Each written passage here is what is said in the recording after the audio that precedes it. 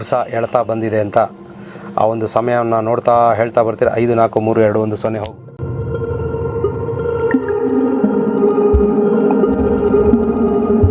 ಯಾವ ಒಂದು ಕಾರಣಕ್ಕೆ ಅಷ್ಟು ಶಕ್ತಿ ಕುಂದಿದೆ ಅಂತ ನೋಡ್ತಾ ಹೇಳ್ತಾ ಬರ್ತೀರಾ. ಈಗ ಇಂದು ಮಳೆ ಬರುವಾಗ ನೆನ್ಕೊಂಡು ಐಸ್ ಕ್ರೀಮ್ ತಿಂದಿರೋದು ಅವನಿಗೇನೂ ಆಗಲ್ಲ. ಅದು ಪರಮ ಪವಿತ್ರವಾದ ಅಗ್ನಿ. ಅವರೇ ಬಂದ್ಬಿಟ್ಟಿದ್ದಾರೆ, ಅವರೇ ಕಾಣಿಸ್ತಾ ಇದ್ದಾರೆ ನನಗೆ. ವಾ ವಾ ವಾ ವಾ ವಾ ಸ್ವಾಮಿ ನರಸಿಂಹ, ಜ್ವಾಲಾ ನರಸಿಂಹಾಯ ನಮಃ, ಪಾವನ ನರಸಿಂಹಾಯ ನಮಃ, ಉಗ್ರ ನರಸಿಂಹಾಯ ನಮಃ. ಅಪ್ಪ ಸ್ವಾಮಿ,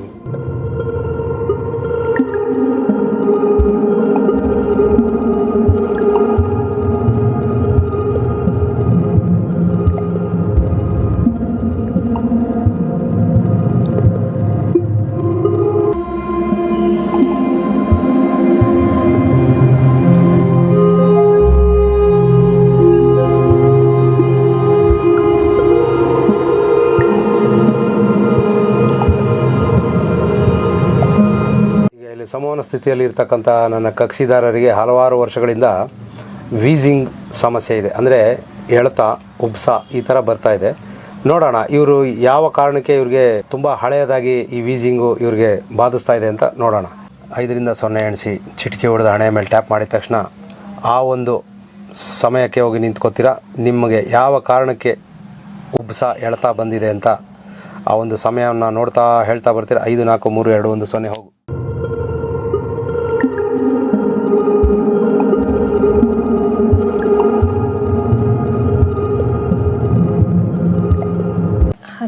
ವರ್ಷದಿಂದ 16 ವರ್ಷದಿಂದ ಏನು ಆ ಶ್ವಾಸಕೋಶ ಯಾವ ಒಂದು ಕಾರಣಕ್ಕೆ ಅಷ್ಟು ಶಕ್ತಿ ಕುಂದಿದೆ ಅಂತ ನೋಡ್ತಾ ಹೇಳ್ತಾ ಬರ್ತೀರಾ. ಈಗ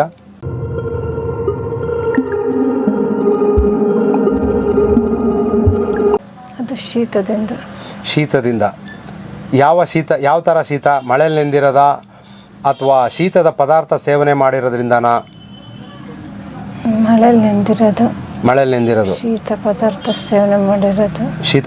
ಸೇವನೆ ಮಾಡಿರೋದು. ಯಾವ ಸಂದರ್ಭದಲ್ಲಿ ಸೇವನೆ ಮಾಡಿರ್ತೀರಾ? ಆಹಾರದ ಸಮಯದಲ್ಲ ಅಥವಾ ಮುಸ್ಸಂಜೆ ಸಮಯದಲ್ಲಿ ಶೀತ ಪದಾರ್ಥಗಳಾದ ಐಸ್ ಕ್ರೀಮ್ ಏನಾದರೂ ಈ ಥರದ್ದು ತಿಂದು ಮಳೆ ಬರುವಾಗ ನೆನ್ಕೊಂಡು ಐಸ್ ಕ್ರೀಮ್ ತಿಂದಿರೋದು. ಸರಿ. ಈಗ ಆ ಒಂದು ನೆನಪು ಯಾವ ಭಾಗದಲ್ಲಿ ಕಾಣಿಸ್ತಾ ಇದೆ? ಶ್ವಾಸಕೋಶದಲ್ಲೇ ಇದೆಯಾ ಅಥವಾ ಬೇರೆ ಯಾವುದಾರ ಭಾಗದಲ್ಲಿ ಅದು ನೆನಪು ಸೇರ್ಕೊಂಡಿದೆಯಾ? ಇಲ್ಲ, ಶ್ವಾಸಕೋಶದಲ್ಲೇ ಅಷ್ಟೇ. ಶ್ವಾಸಕೋಶದಲ್ಲೇನಾ? ಆ ಒಂದು ನೆನಪನ್ನೆಲ್ಲ ಒಟ್ಟಿಗೆ ಕೂಡಿಸ್ಕೊಳ್ಳಿ. ಈಗ ನೆನಪನ್ನು ತೆಗೆಯುವಂಥ ಸಮಯ ಬಂದಿದೆ. ಆ ನೆನಪನ್ನು ಒಟ್ಟಿಗೆ ಕೂಡಿಸ್ಕೊಳ್ಳಿ.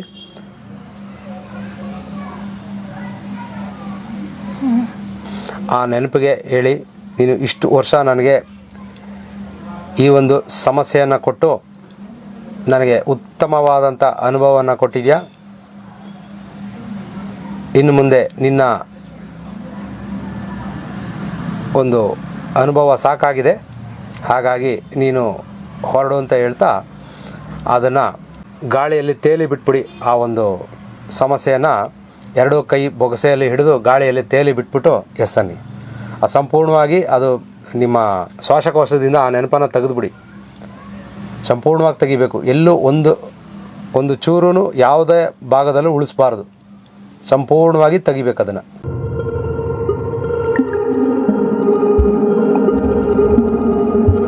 Very good. ಈಗ ಹೆಂಗೆ ಅನ್ನಿಸ್ತಾ ಇದೆ? ಅದನ್ನು ಹೊರಗಡೆ ಬಿಟ್ಟ ಮೇಲೆ ಹೆಂಗೆ ಅನ್ನಿಸ್ತಾ ಇದೆ? ಭಾರ ಇಲ್ಲ. Very good. ಇನ್ನು ಮುಂದೆ ಏನಾದರೂ ಅಂಥ ಶೀತ ಪದಾರ್ಥಗಳು ಮಳೆಯಲ್ಲಿ ನೆನೆಯೋದಾಗಲಿ ಸೇವಿಸೋದಾಗಲಿ, ಶೀತ ಪದಾರ್ಥವನ್ನು ಸೇವಿಸೋದಾಗಲಿ, ಅದನ್ನೇನಾರ ತಗೊಂಡಾಗ ಬರುತ್ತಾ? ಮರಳಿ ಬರೋವಂಥ ಸಂದರ್ಭಗಳೇನಾದರೂ ಇದೆಯಾ? ಕಡಿಮೆ. ಹಾಗಾಗಿ ನಿಮ್ಮ ಮನಸ್ಸಿಗೆ ಒಂದು ಆದೇಶವನ್ನು ಕೊಡ್ತಾಯಿದ್ದೀನಿ. ಸುಪ್ತ ಮನಸ್ಸಾದ ನೀನು ಇನ್ನು ಮುಂದೆ ಮಳೆಯ ಕಾಲದಲ್ಲಿ ನಿನ್ನ ದೇಹವನ್ನು ಸಂರಕ್ಷಣೆ ಮಾಡುವ ಜವಾಬ್ದಾರಿ ನಿನ್ನದಾಗಿರೋದ್ರಿಂದ ನಾನು ನಿನಗೆ ಈ ಆದೇಶವನ್ನು ಕೊಡ್ತಾಯಿದ್ದೀನಿ. ಈ ಆದೇಶವನ್ನು ಚಾಚು ತಪ್ಪದೆ ಭಕ್ತಿಪೂರ್ವಕವಾಗಿ ಸಂತೋಷದಿಂದ ಸ್ವೀಕರಿಸು. ನೀನು ಮಳೆ ಬಂದಾಗ ನಿನ್ನ ದೇಹವನ್ನು ಸಂಪೂರ್ಣವಾಗಿ ರಕ್ಷಣೆಯಲ್ಲಿ ಇಟ್ಕೊಂಡು ಮಳೆಯಲ್ಲಿ ಹೊರಗಡೆ ಹೋಗದಂತೆ ನೀನು ನಿನ್ನ ದೇಹವನ್ನು ಮನೆಯಲ್ಲಿ ಉಳಿಯುವಂತೆ ಮಾಡು. ಹಾಗೂ ಶೀತ ಪದಾರ್ಥವನ್ನು ಕಡಿಮೆ ಪ್ರಮಾಣದಲ್ಲಿ ಉಪಯೋಗಿಸುವಂತೆ ನೀನು ಈ ದೇಹವನ್ನು ನೋಡ್ಕೊ. ಆದೇಶ ಸ್ವೀಕರಿಸಿದೆಯಾ?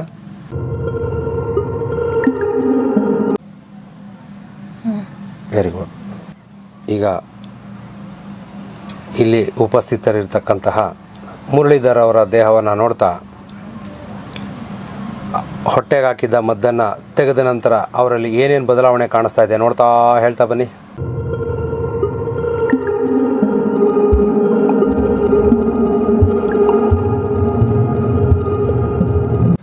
ಮನಸ್ಸು ಸ್ಥಿಮಿತವಾಗಿದೆ. ಮನಸ್ಸು ಸ್ಥಿಮಿತವಾಗಿದೆ. ಕೆಲಸ ಕಾರ್ಯಗಳು ಅದು ಆಗಬೇಕು. ಅದರಲ್ಲಿ ಏನಾದರೂ ಅಡೆತಡೆ ಕಾಣಿಸ್ತಾ ಇದೆಯಾ ಕೆಲಸ ಕಾರ್ಯಗಳಲ್ಲಿ? ಅದರಲ್ಲಿ ಅಡೆತಡೆ ಅಂದರೆ ಇವ್ರಿಗೆ ಏಳಿಗೆನೇ ಆಗಬಾರ್ದು ಅಂತ ಮಾಡಿರೋದಲ್ವ. ಯಾವಾಗ ಮಾಡಿರೋದದು? ಅದಿನ್ನೂ ಉಳ್ಕೊಂಡಿದ್ಯಾ ಅದು? ಯಾರು ಮಾಡಿರೋದದು?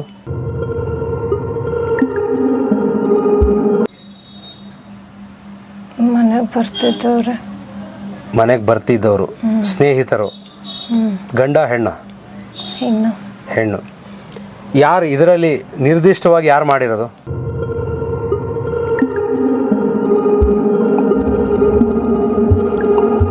ಅವರೇ 3 ಜನ. 3 ಜನ. ಓಹೋ. ಈಗ ಇವರ ಯಾವ ಭಾಗದಲ್ಲಿ ಅದು ಇವ್ರಿಗೆ ತೊಂದರೆ ಕೊಡ್ತಾ ಇದೆ?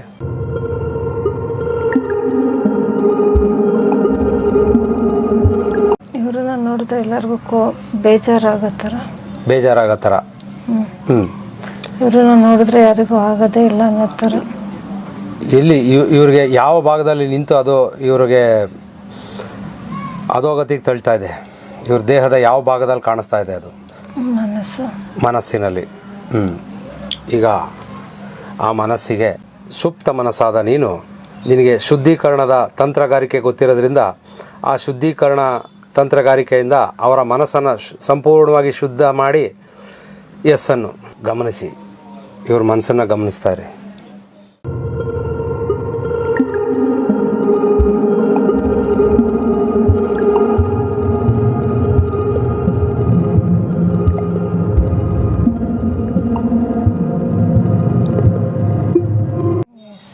Very good. ಶುಭಾಶಯಗಳು ನಿಮಗೆ. ಈ ಒಂದು ಯಶಸ್ವಿ ಕಾರ್ಯವನ್ನು ಸಂಪೂರ್ಣವಾಗಿ ಮುಗಿಸ್ಕೊಟ್ಟಿದ್ದಕ್ಕೆ ನಿಮಗೆ ಸಂಪೂರ್ಣ ಧನ್ಯವಾದಗಳನ್ನು ತಿಳಿಸ್ತೀನಿ. ಈಗ ನಿಮ್ಮ ಮಗನ ಸಮಸ್ಯೆ ಏನಾದರೂ ಕಾಣಿಸ್ತಾ ಇದೆಯಾ ನೋಡಿ. ಮಗ ಯಾವ ಕಾರಣಕ್ಕೆ ವಿದ್ಯಾಭ್ಯಾಸದಲ್ಲಿ ಕುಂಠಿತ ಆಗಿದೆ, ಮಂಕಾಗಿದ್ದಾನೆ, ಯಾವ ಕಾರಣಕ್ಕೆ ನೋಡಿ.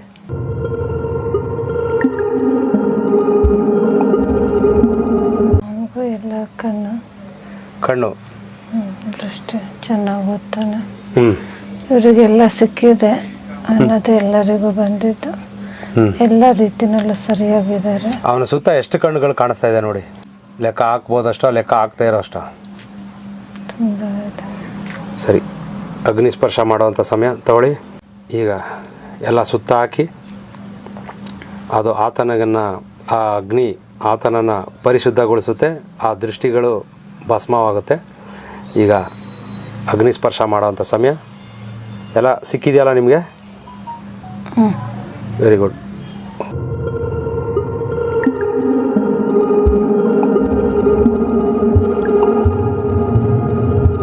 ಆಯಿತಾ? ಸ್ಪರ್ಶ ಆಯಿತಾ? Very good. ಎಲ್ಲ ಸುರಿದು ಭಸ್ಮ ಆಗ್ತಾ ಇದೆಯಾ? ತುಂಬ ಭಯಂಕರವಾಗಿದೆಯಾ? ಅವನಿಗೇನು ಆಗಲ್ಲ ಅಲ್ವಾ? ಅವನಿಗೇನು ಆಗಲ್ಲ. ಅದು ಪರಮ ಪವಿತ್ರವಾದ ಅಗ್ನಿ, ನರಸಿಂಹರ ಅಗ್ನಿ. ಅಬ್ಬಬ್ಬಬ್ಬ,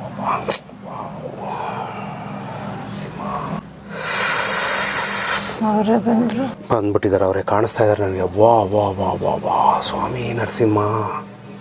ಜ್ವಲ ನರಸಿಂಹಾಯ ನಮಃ, ಪಾವನ ನರಸಿಂಹಾಯ ನಮಃ, ಉಗ್ರ ನರಸಿಂಹಾಯ ನಮಃ. ಅಪ್ಪ ಸ್ವಾಮಿ, ಜೈ ಜಗದೀಶ್ವರ, ಜೈ ಜಗದೀಶ್ವರ. ಅಪ್ಪ ಅಪ್ಪ ಅಪ್ಪ ಅಪ್ಪ.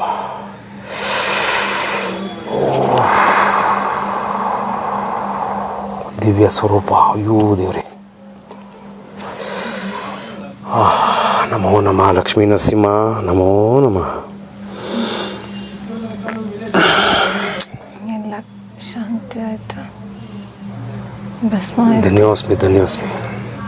ಭಸ್ಮ ಆಯ್ತಾ?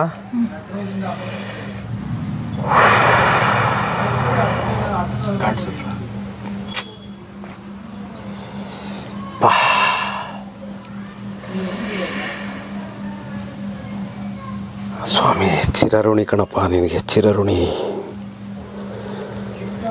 ಜ್ವಾಲಾ ನರಸಿಂಹ. ಈಗ ನೀವು ಈಗ ಆ ದೇವತೆಗೆ ಧನ್ಯವಾದಗಳನ್ನು ತಿಳಿಸಿ, ಆ ಅಗ್ನಿಗೂ ಧನ್ಯವಾದಗಳನ್ನು ತಿಳಿಸಿ, ಜ್ವಾಲಾ ನರಸಿಂಹರಿಗೆ ಧನ್ಯವಾದಗಳನ್ನು ತಿಳಿಸಿ, ನಮಸ್ಕರಿಸಿ, ಲಕ್ಷ್ಮೀ ನರಸಿಂಹರಿಗೆ ಧನ್ಯವಾದ ತಿಳಿಸಿ, ನಿಮ್ಮ ವ್ಯಾಪಾರ ವ್ಯವಹಾರದ ಕಡೆ ಗಮನ ಕೊಡಿ. ಈಗ ವ್ಯವಹಾರಗಳು ಯಾವ ಥರ ಕಾಣಿಸ್ತಾ ಇದೆ? ಅದು ತುಂಬ ಚೆನ್ನಾಗಿ ಇಂಪ್ರೂವ್ ಆಗಿದೆ ಅನ್ನೋ ಥರ ಕಾಣಿಸ್ತಾ ಇದೆ. Very good. ಆ ಒಂದು ಸಂಪೂರ್ಣ ನೆನಪನ್ನು ನಿಮ್ಮ ನೆನಪಿನ ಭಂಡಾರದಲ್ಲಿ ಸುಪ್ತ ಮನಸ್ಸಿನಲ್ಲಿ ಸಂತೋಷದಿಂದ ಅದನ್ನು ಶೇಖರಣೆ ಮಾಡಿಟ್ಕೊಳ್ಳಿ. ಆ ನೆನಪು ಯಾವಾಗಲೂ ಸುಪ್ತ ಮನಸ್ಸಿನಲ್ಲಿ ಬರ್ತಾ ಇರಬೇಕು. ಆ ವ್ಯಾಪಾರ ವ್ಯವಹಾರಗಳು ಯಶಸ್ವಿಯಾಗಿ ನಡೆಯುವಂತೆ ಅದಕ್ಕೆ ಆದೇಶ ಕೊಡ್ತಾ ಇದ್ದೀನಿ. ಈ ಆದೇಶವನ್ನು ಸ್ವೀಕರಿಸಿ ಎಸ್ಸನಿ.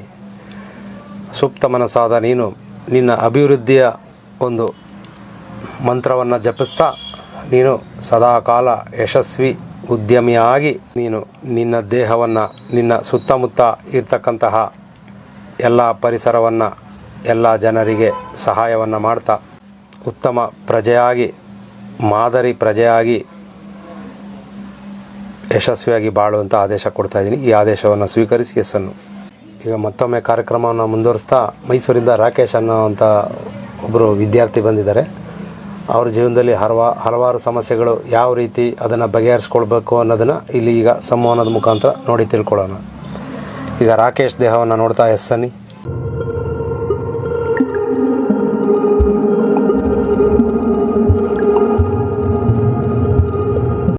ಯಾವ ಕಾರಣಕ್ಕೆ ಅವರ ಅಂಗಡಿ ಹತ್ರ ಬಾವುಲಿ ಬಂದು ನೆಲೆಸಿತ್ತಲ್ಲಿ? ಯಾವ ಕಾರಣದಿಂದಾಗಿ?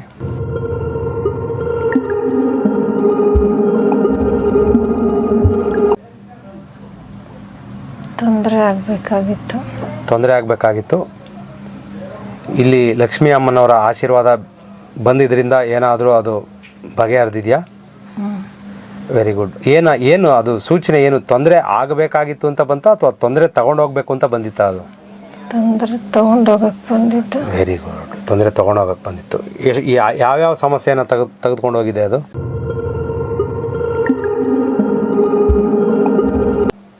ಅವ್ರಿಗೆ ಆ ಜಾಗದಲ್ಲಿ ಇರೋಕ್ಕಾಗ್ತಾ ಇರಲಿಲ್ಲ. ಇವಾಗ ಏನು ಅನ್ನಿಸ್ತಾ ಇಲ್ಲ. ಏನು ಅನ್ನಿಸ್ತಾ ಇಲ್ವಾ ಇವಾಗ? ಆ ಜಾಗದಲ್ಲಿ ಏನು ಅನ್ನಿಸ್ತಾ ಇಲ್ಲ? ನಾನು ಜಾಗ ಚೇಂಜ್ ಮಾಡ್ಬಿಟ್ಟಿದ್ದೀನಿ. ನಾನು ಕೊಟ್ಟಿದ್ದ ಜಾಗ ಚೇಂಜ್ ಮಾಡ್ಬಿಟ್ಟಿದ್ದೀನಿ. ಅಲ್ಲಿ ಏನು ಅನ್ನಿಸ್ತಾ ಇಲ್ಲ. Very good. ಈಗ ರಕ್ತ ಬರ್ತಾ ಇತ್ತಲ್ಲ, ಯಾವ ಕಾರಣಕ್ಕೆ? ಬೆರಳಲ್ಲಿ ಎಲ್ಲೋ ತಗುಲಿಸ್ಕೊಂಡಂಗೆ ಬರ್ತಾನೆ ಇರೋದಲ್ಲ ರಕ್ತ ಆಗಾಗ, ಏನದು? ಅದು ಹೋದ ಸರ್ತಿ ಹೇಳ್ದಂಗೆ.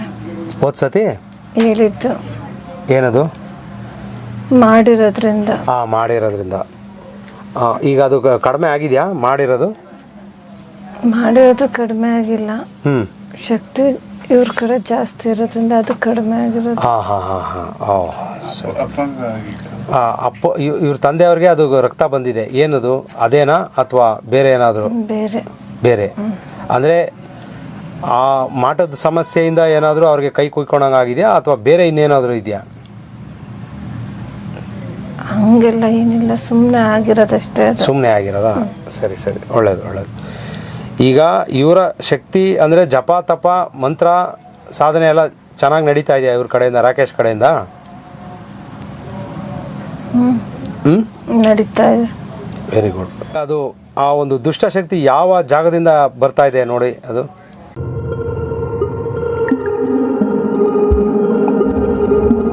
ದುಷ್ಟಶಕ್ತಿ ಬರೋದು ಗೊತ್ತಾಗ್ತಾ ಇದೆ, ಜಾಗ ಗೊತ್ತಾಗ್ತಾ ಇಲ್ಲ.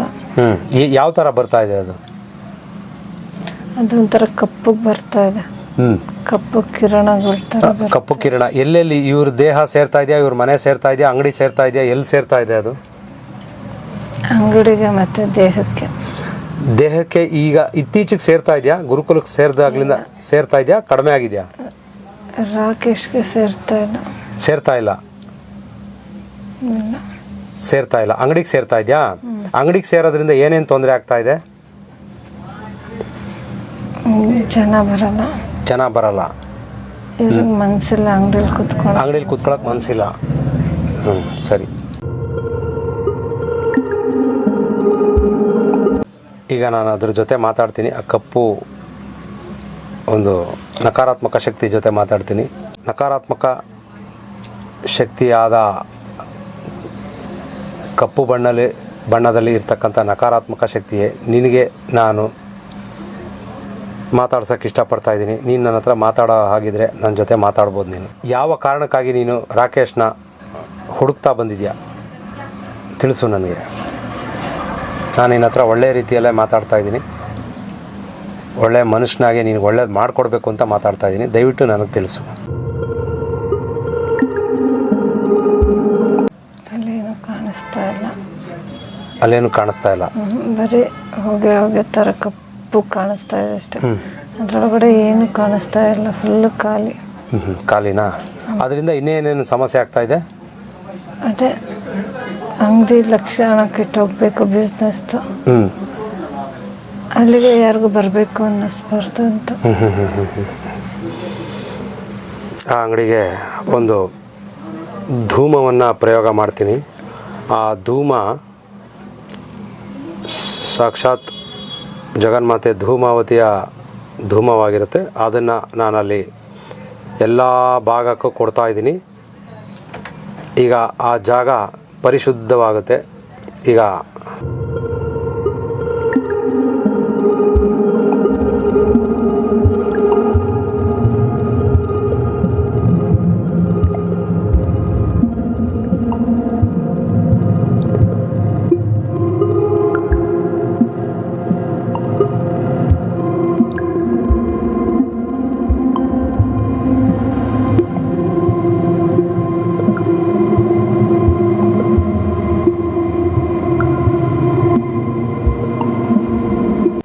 ಹೋಗ್ತಾ ಇದೆಯಾ?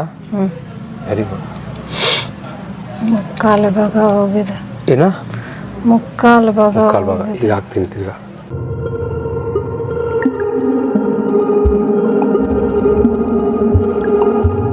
ಮುಗೀತಾ? ಅಭಿನಂದನೆಗಳು ನಿಮಗೆ.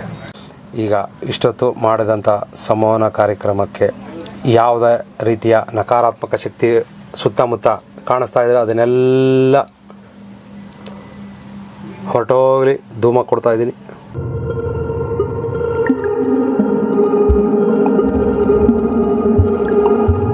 ಹೋಯ್ತಾ? Very good.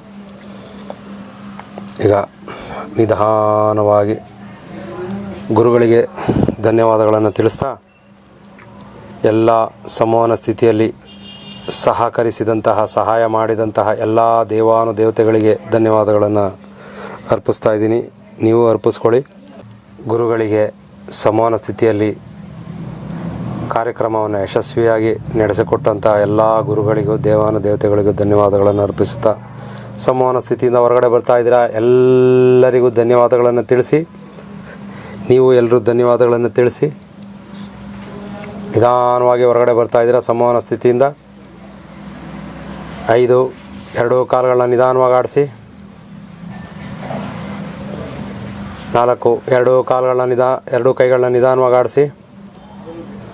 3 2 ಕೈಗಳನ್ನ ಉಜ್ಜಿ. 2 ಬಂದಂಥ ಶಾಖಶಕ್ತಿಯನ್ನು ಕಣ್ಣಿಗೆ ಕೊಡ್ತಾ 1 ಸಂತೋಷದಿಂದ ಆನಂದದಿಂದ ಎಲ್ಲವನ್ನು ಸಾಧಿಸಿದ ಹುಮ್ಮಸ್ಸಿನಿಂದ ಹೊರಗಡೆ ಬರ್ತಾ ಇದ್ದೀರಾ. ಜಾಗೃತ ಸ್ಥಿತಿಗೆ ಬರ್ತಾ ಇದ್ದೀರಾ.